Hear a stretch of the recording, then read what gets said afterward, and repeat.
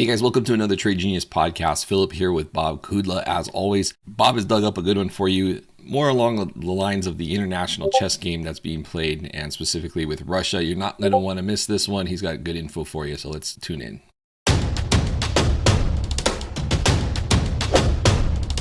Trade Genius. Okay, Bob, so you were telling me a little bit about Russia, and what are they up to now? Yeah, so, for those who've been following the news here, in the last 72 hours, we've had a flurry of diplomatic activity with Russia and Belarus, Russia and China. Last week, Russia and Iran. Russia's already in an alliance with Syria. Russia's doing a rapprochement with Turkey, and then Zelensky from the Ukraine went to pick up more of his loot and spoke in front of the Congress here and basically have a bizarre comment by our Senate Minority Leader about the most number one important thing for America of all the things we're dealing with in the world is Ukraine. And so I'm starting to sit back and trying to stitch these pieces together. And the other thing Russia did was they added basically they're going to expand their military out. I think another 50% in terms of men on the ground, and they just told their defense industry that they have a blank check. And then China this morning came out and said we will provide unlimited support to Russia. And so I'm sitting back and saying, okay, what's really going to happen here? And thinking about the way the Russians operate is that they're not big on I think they're pretty good at understanding Sun Tzu, right? If they're stronger, they attack. If they're weaker, they do, basically terrorist activities, skullduggery, and stuff like that. And I don't think they can go straight up against the U.S., but they can do some things that are not expected. And so I'm sitting back saying, okay, if I'm putting my Putin hat on, what are the kind of things that I could do that could cripple the West, and then put the U.S. on maybe a back foot, if you will. And I would probably engage with the Iranians.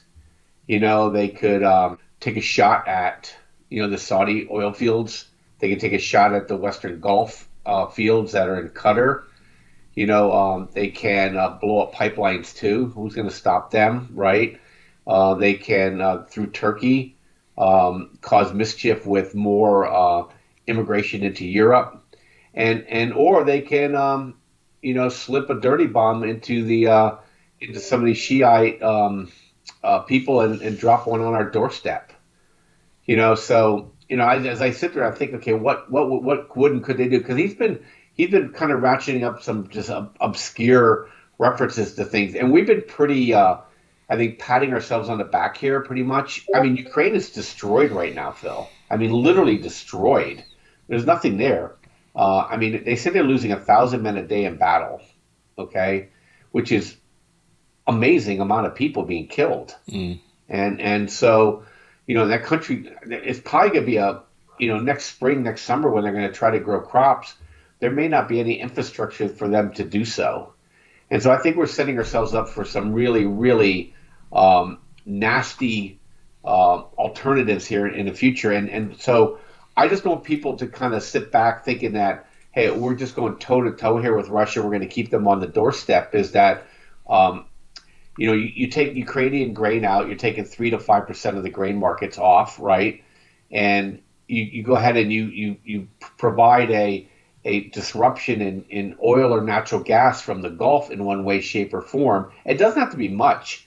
It can be one terrorist attack in one tanker in one harbor or terminal in the Middle East, and you're looking at oil over $200 a barrel, right? You're looking at natural gas at 30, 40, 50 MCF, right, versus 6 or 7 today, and you're looking at wheat, and I just wanted to kind of just bring that to people's attention here. There was a big flurry, all of a sudden, and I think chess pieces are being moved around here, and I'm just trying to figure out where it's going to be. The Belarus thing is interesting, but I don't think Belarus can absorb a big hit. They said they may put nukes back in Belarus. That means we may put nukes into Poland. And so I just thought I would just kind of bring that up and share with our listeners who are saying, hey, look, the food and oil trade is one that you need to keep on your back burner here, because I don't think this war or this whatever series of rumors of war are going to be ending anytime soon. No, I agree with you. Yeah, I thought that that point you made about them maybe trying to do something to Saudi oil fields, I thought was very intriguing, because he has been leveraging the whole energy side of things. Now that he's kind of got stuck in Ukraine, probably went a little deeper in there than he should have, but then he's taking the leverage on the energy side of things. So I thought your point on attacking the oil fields was interesting, because if he does do that, that does put a pickle in, especially on the supply side, and prices would skyrocket. I mean, get used to $7 gas. Something like that happens. Yeah, and then look at, if you're kind of a follower of biblical prophecy, you can't you can't but conclude that maybe the countries that are lined up with him, fit nicely kind of in the Ezekiel 38 pattern. I'm not necessarily suggesting that's going to happen, but he may get dragged into taking a spoil from the kings of the south, right, which are the Saudis. So it won't end well for him, but it's something to bear in mind. And it said the coastlands would burn. So I just think something's happening. It just doesn't feel right to me.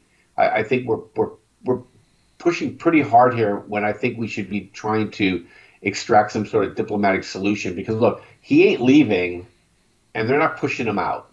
So all it's going to do is just become a bigger and bigger black hole for us, and just create more and more, I think, opportunities for some catastrophic event to happen here in the next 6 to 12 months. Yeah, I think that's a valid concern. And I thought ultimately at the end of the day, they might leave Ukraine and just leave it either a dirty bomb, or leave it just so decimated that it's just a giant mess that everyone has to help clean up.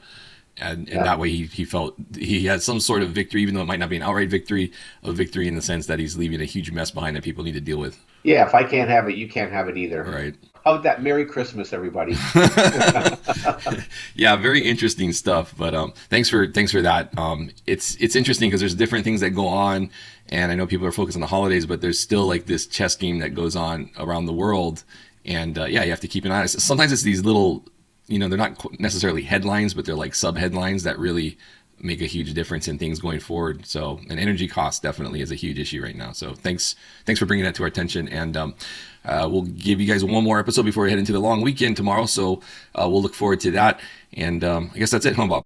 Yeah, that's it. We'll hit you back tomorrow here, and then hope everybody enjoys a great Christmas. All right, guys. We'll see you on the next one. Take care.